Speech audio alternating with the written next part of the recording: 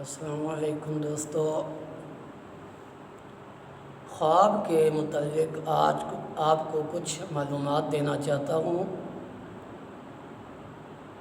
انسان سوتے ہوئے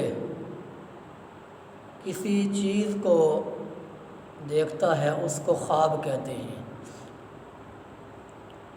خواب کے متعلق مختلف اقوال ملتے ہیں، ان میں سے ایک طبقے کا قول یہ ہے کہ یہ محض وہم و گمان ہوتے ہیں، ان کی کوئی حقیقت نہیں ہوتی۔ ایک طبقے کے نزدیک خواب کی حقیقت ہوتی ہے۔ تو دونوں ہی اقوال اپنی اپنی جگہ پہ ٹھیک ہیں۔ جن کے نزدیک خواب کی کوئی حقیقت نہیں ہوتی، یہ کچھ لوگوں کے لیے ہوتا ہے۔ مثلاً کوئی شخص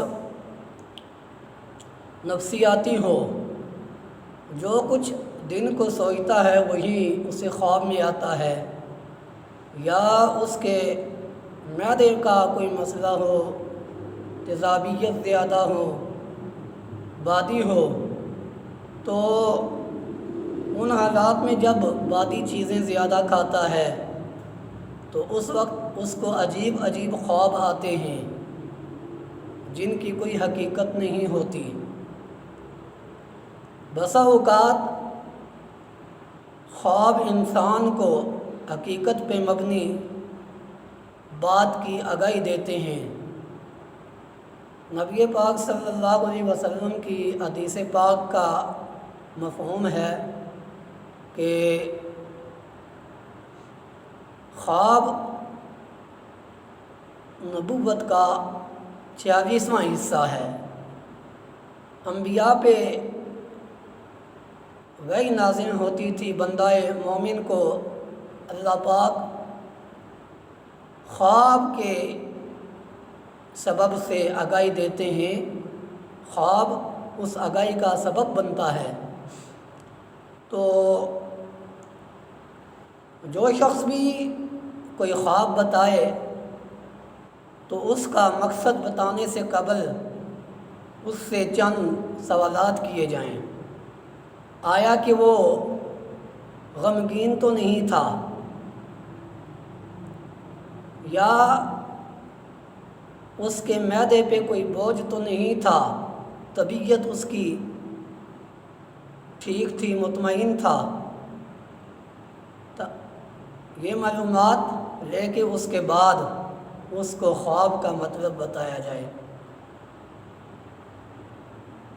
خواب کا علم جاننے کے لیے علم قیاس بھی لازم ہے۔ بسا اوقات ایسے خواب بھی لوگ بتاتے ہیں جو آپ کو کتابوں میں نہیں ملیں گے۔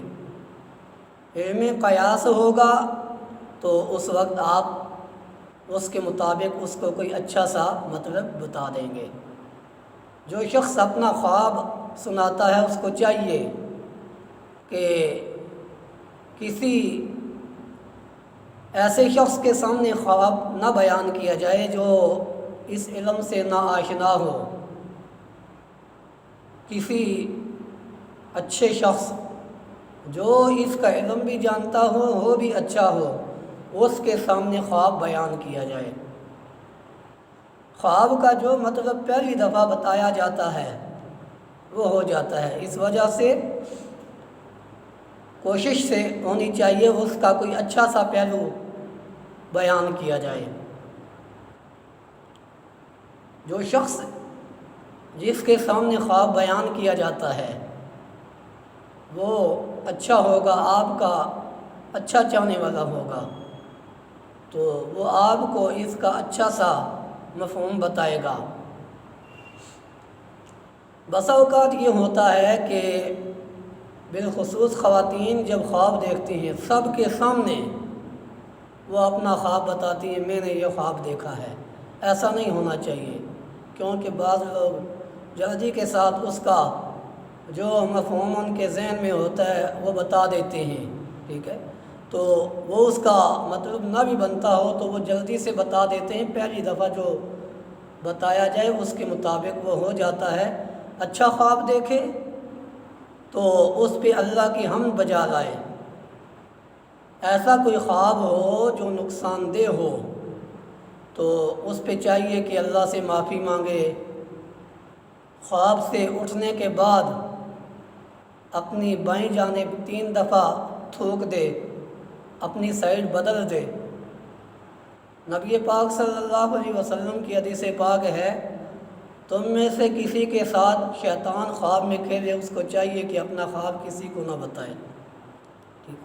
یہ احتیاطی باتیں ہیں، جب ان احتیاطوں پہ عمل کیا جائے گا تو جو نقصان دہ خواب ہوتے ہیں وہ آپ کو نقصان نہیں پہنچائیں گے۔